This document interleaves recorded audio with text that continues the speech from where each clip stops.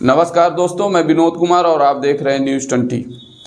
जब से वक्त संशोधन बिल 2025 चाहे लोकसभा हो या राज्यसभा हो, दोनों सदनों से यह बिल पास हो चुका है और राष्ट्रपति के भी हस्ताक्षर हो चुके हैं। लेकिन जितने भी देश में मुस्लिम संगठन हैं, चाहे all India personal law board हो और बहुत सारे लोग मुस्लिम संगठन बनाए हुए हैं और उसके माध्यम से लगातार मुस्लिमों का भड़काने का काम कर रहे हैं। बाकायदा शुक्रवार को नमाज अदा करते हैं, उसके बाद लोग सड़कों पे आते हैं और हिंसात्मक धरना प्रदर्शन करते हैं। धरना प्रदर्शन करना लोकतांत्रिक देश में सबका अधिकार है, लेकिन उस अधिकार के नाम पर आप कानून हाथ में नहीं लेंगे, अराजकता नहीं फैलाएंगे, किसी की दुकान लूटेंगे, सरकारी बसों को जलाएंगे, चलती बस में कोई हिंदू भगवा झंडा लगाए हुआ उसका झंडा उतरवाएंगे। आप वक्त संशोधन बिल के खिलाफ है या पूरे जो भारत सरकार है इसके खिलाफ है? और आप अपने हाथ में कानून लेने के लिए आमादा हैं और जब वही कार्रवाई केंद्र सरकार करे या राज्य सरकार तो फिर मुस्लिमों के ऊपर एक तरफा कार्रवाई होती है। अब हम बात करते हैं अपने ही देश के राज्य पश्चिम बंगाल की, जहां पे दो ऐसे ज़िले हैं लगातार वहां पे बवाल मचा हुआ है वक्फ बोर्ड के नाम पर, प्रदर्शन के नाम पर, जहां पे पश्चिम बंगाल की पुलिस, ममता सरकार की पुलिस मूक बधिर बने हुए बैठी रहती है और दंगाइए पुलिस की गाड़ियां जलाते हैं, लोगों का घर जलाते हैं। उसके बावजूद भी क्या गजब का तर्क है, वहां की राज्य सरकार है जो कि टीएमसी की वहां पे सरकार है, जिसकी मुख्यमंत्री ममता बनर्जी हैं। उनका कहना है कि हम केंद्र का कानून जो अभी हाल ही में वक्त संशोधन बिल 2025 लेकर आई है उसको लागू नहीं होने देंगे। खैर, अब ममता बनर्जी जी को कौन समझाए कि केंद्र के द्वारा किसी भी प्रकार का कानून बनाया जाता है तो वह हर राज्य में मानना बाध्य होगा। यह केंद्र की योजना नहीं है कि हम अपने सरकार में, अपने राज्य में इस योजना को लागू नहीं करेंगे। यह भारत सरकार का कानून है और सभी के लिए बाध्यकारी होगा। जैसे लोकसभा की जब सदन की कार्यवाही चल रही थी तो उस वक्त देश के केंद्रीय गृह मंत्री अमित शाह जी के द्वारा यह बात कही गई थी कि यह देश का कानून है और प्रत्येक व्यक्ति के लिए, प्रत्येक राज्य के लिए बाध्यकारी होगा। अब हम बात करते हैं कि वो कौन सा अनुच्छेद है संविधान का अनुच्छेद 254 केंद्र के द्वारा बनाया गया कोई भी कानून राज्य के लिए बाध्यकारी होगा, चाहे वह कानून राज्य के कानून से मेल खाता हो या नहीं। यह कानून इसी प्रकार से होता है जिस प्रकार से किसी भी प्रदेश में जब विधानसभा में कोई कानून लाकर पारित किया जाता है तो प्रत्येक नगर निगम, प्रत्येक नगर परिषद में बाध्यकारी होता है। ठीक उसी प्रकार से केंद्र के द्वारा कोई भी कानून बनाया जाता है तो है उसी प्रकार से राज्यों के लिए बाध्यकारी होता है।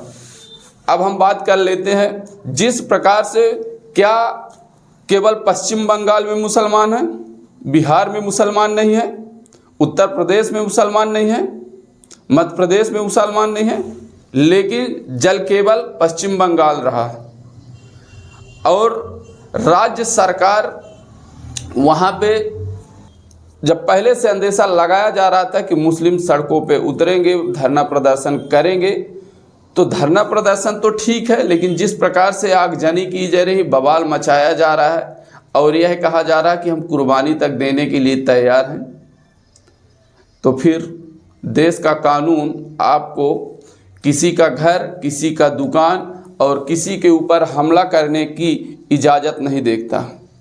एक तरफ आप यह देख लीजिए कि जिस प्रकार से वक्त संशोधन बिल के नाम पर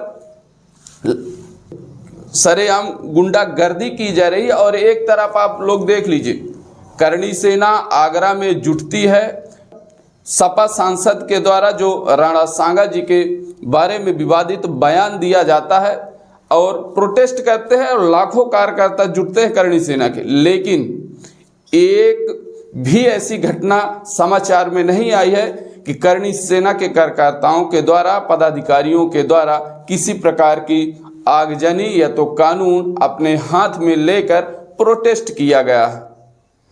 और एक तरफ देख लीजिए, और फिर जो ह्यूमन राइट्स वाले बड़े बड़े राजनेता हैं और सामाजिक कार्यकर्ता हैं, वह कहेंगे कि देश का मुस्लिम डरा हुआ व्यक्ति आगजनी नहीं करता है, डरा हुआ व्यक्ति सरकारी संपत्ति के ऊपर हमला नहीं करता है, ट्रेन नहीं रोकता है। खैर, अब हम बात कर लेते हैं कुछ ऐसे ही टीएमसी के बयानवीर एक दो सांसदों के बारे में। एक सांसद हैं टीएमसी के डेरेक ओब्रायन। इनके द्वारा कहा जाता है राज्य सरकार को विलेन की तरह पेश किया जा रहा है। राज्य सरकार को विलेन की तरह पेश नहीं किया जा रहा, ऑटोमेटिक दिख रहा है कि सरकार किस प्रकार से एक्टिव है और किस प्रकार से काम कर रही है। इंडी गठबंधन से भी सवाल है कि अब संविधान खतरे में नहीं है।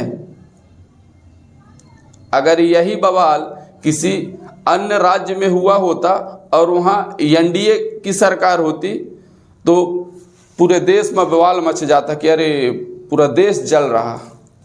अब पश्चिम बंगाल भी इसी देश का राज्य है, वहाँ पे आप लोगों की नज़र ना पड़ेगी, कहे कि वहाँ टीएमसी की सरकार है और आपके ही इंडी गठबंधन के सहपाठी की सरकार है। और एक और ऐसी सांसद हैं सागरिका घोष सांसद। इनका कहना कि भागवा गुंडे देश के सबसे अच्छी पुलिस के सामने है। ठीक है, हर राज्य की पुलिस सबसे अच्छी होती है, लेकिन उसकी कार्रवाई, उसकी सतर्कता तय करती है कि वह किस प्रकार से काम कर रही है और लोगों को उनके प्रोटेक्शन किस प्रकार से प्रोवाइड करवाई जा रही है।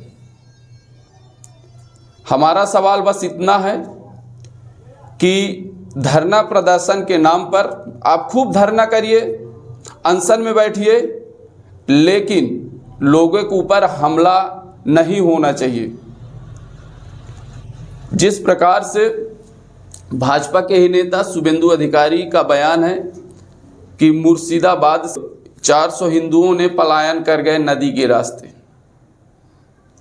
आखिर कब तक भागोगे, कहाँ कहाँ से भागोगे आप? जम्मू कश्मीर से आप पलायन किए तो परमानेंट पलायन हो गए।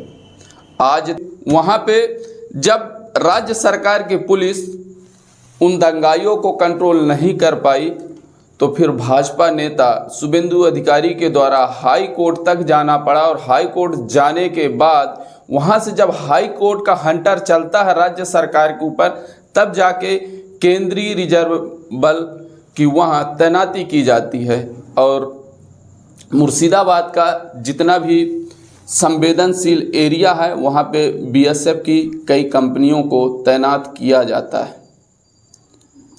खैर, जिस प्रकार से देश के अंदर और देश में ही रहने वाले लोगों के द्वारा आगजनी की जाती है, सरकारी संपत्तियों को नष्ट किया जाता है, और फिर वही